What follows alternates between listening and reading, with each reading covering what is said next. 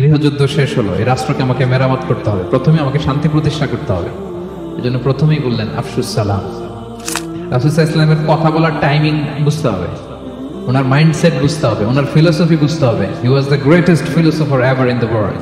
প্রথমে বলেন এই জিকির করো সবাই, সুবহানাল্লাহ আলহামদুলিল্লাহ, বলছেন এটা?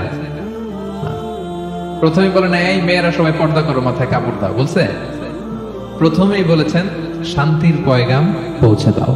উনি সবেমাত্র মদিনায় আসলেন, মদিনার একটা ভঙ্গুর রাষ্ট্র ব্যবস্থাকে উনি মেরামত করবেন, সংস্কার করবেন। এখন যে কথাটা বলবেন এই কথাগুলো গুরুত্বপূর্ণ না? গুরুত্বপূর্ণ। মালয়েশিয়ার honourable prime minister Anwar Ibrahim যখন প্রধানমন্ত্রী হলেন, উনি প্রথম যখন জাতির উদ্দেশ্যে ভাষণ দিলেন, এটা গুরুত্বপূর্ণ ছিল না? ছিল। যে কেউ কোনো বড় দায়িত্বে আসলে যখন কথা বলে প্রথম কথাগুলো খুব গুরুত্বপূর্ণ থাকে। রাসূল সাল্লাল্লাহু আলাইহি ওয়াসাল্লাম এই ভঙ্গুর সমাজকে, এই রাষ্ট্রকে মেরামত করবেন। এসেই জাতির উদ্দেশ্যে যে কথাটা বলছেন, এই কথাগুলো কিন্তু অনেক ওজন আছে, অনেক গুরুত্ব আছে। প্রিয় ভাই বোনেরা, তিনি 4 দফা কর্মসূচি দিয়েছিলেন মদিনায় এসেই। মদিনার সাধারণ জনগণের সাথে মিশে কর্মসূচি দিয়েছেন কয় দফা? 4 দফা। প্রথমে বলেছেন শান্তির পয়গাম পৌঁছে দাও। তার মানে হি ওয়াজ এ পিস লাভার। রাসূল সাল্লাল্লাহু আলাইহি ওয়াসাল্লাম শান্তিকামী ছিলেন, তিনি অশান্তি পছন্দ করতেন না।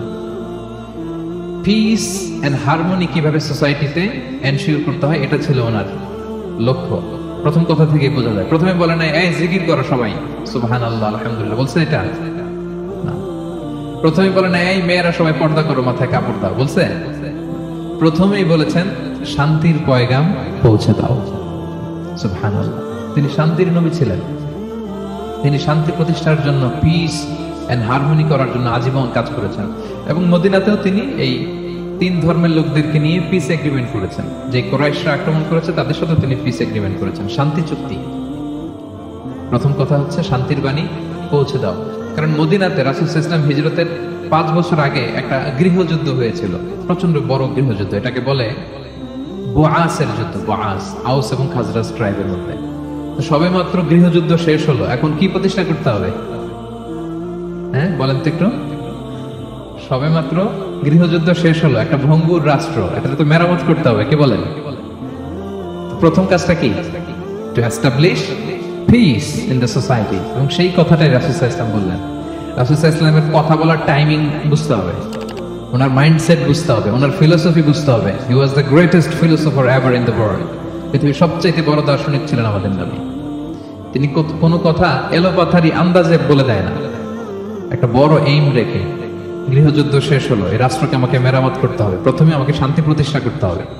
এজন্য প্রথমেই বললেন আফসুস সালাম। আফসুস সালাম, শান্তির পয়গাম পৌঁছাও। যুদ্ধ, বিগ্রহ, বিশৃঙ্খলা, chaos in the society, এগুলোকে থামিয়ে দাও। এটা ছিল প্রথম মেসেজ। তারপর কি বললেন? ও আত'ইমুত তাআম, মানুষকে খাবার খাওয়াও, ফুড শেয়ার করো। এটা সিম্পলি শুধু খাবার খাওয়ানো বুঝলে হবে না, খাদ্য সংকট দূর করো। খাদ্যদ্রব্য মানুষের নাগালে নিয়ে আসো, মানুষের ঘরে ঘরে খাবার পৌঁছে দাও। কারণ আগে তো পেট ঠিক থাকতে হবে। কি বলেন? বাংলা একটা কথা বলে যে পেটে খেলে পিঠে সয়। এবং আরবরা একটা কথা বলে যে এইখানে পৌঁছার আগে তোমাকে এইখানে পৌঁছতে হবে। মানে কারো হৃদয়ে পৌঁছতে হলে আগে কোথায় পৌঁছতে হয়? পেটে পৌঁছতে হয়। রাসূল সাল্লাল্লাহু আলাইহি ওয়াসাল্লাম শান্তির কথা বলার পরপরই বললেন যে আগে খাদ্য সমস্যা দূর করো, খাদ্য সংকট দূর করো। এই যে আমাদের বাংলাদেশে এখন একটা খাদ্য সংকট যাচ্ছে না, এটা কিন্তু অনেক বড় ধরনের সমস্যা। খাদ্য ঠিক, ফুড আইটেম ঠিক, তো সব ঠিক। রাসূল সাল্লাল্লাহু আলাইহি ওয়াসাল্লাম বললেন খাদ্যের সংকট দূর করো, ঘরে ঘরে খাবার পৌঁছে দাও। The vulnerable people of the society, তাদের প্রতি টেক কেয়ার করো, লুক আফটার করো, অনাহারের মুখে খাবার পৌঁছে দাও। এটা ছিল দ্বিতীয় কর্মসূচি। 3 নম্বরে বললেন ওয়াসিলুল আরহাম, আত্মীয়তার বন্ধনকে মজবুত করো। এই যে কিনশিপ টাইজ, এই বন্ডেজটাকে আরো মজবুত করো। কারণ নিজেরা যুদ্ধ করলে কি আর শান্তি থাকবে? থাকবে না। আত্মীয়তার বন্ধনকে মজবুত করো। সব শেষে বললেন নামাজের কথা। আমরা কারোর সাথে দেখা হইলে প্রথমে কি বলি? আগেই বলি নামাজ করেন, দাড়িটারে লম্বা করেন, মাথায় একটা টুপি দেন, বোরকা পরেন। এই কঠিন কঠিন কথা বলে আমরা মানুষকে দিন থেকে ভাগাই। রাসূল সাল্লাল্লাহু আলাইহি ওয়াসাল্লাম প্রথমে বললেন পিস এস্টাবলিশ করো, এরপরে বললেন ফুড প্রিভিলেজ নিশ্চিত করো। খাবার আছে কিনা প্রত্যেকের পেটে, আগে এটা বলো। ঘরে ঘরে খাবার আছে কিনা, বিত্তশালীরা খাবার পৌঁছে দাও। এরপরে বললেন নিজেরা নিজেরা মারামারি করো না, ডোন্ট কিল ইচ আদার, নিজেদের বন্ডেজটাকে মজবুত রাখো। সব শেষে স্পিরিচুয়াল ডেভেলপমেন্টের কথা বললেন, যে এই তিনটা তো 4 দফা কর্মসূচির 3টা তো তোমাদের নিজেদের মধ্যে সোশ্যাল এঙ্গেজমেন্ট, এবার হচ্ছে ডিভাইন এঙ্গেজমেন্ট।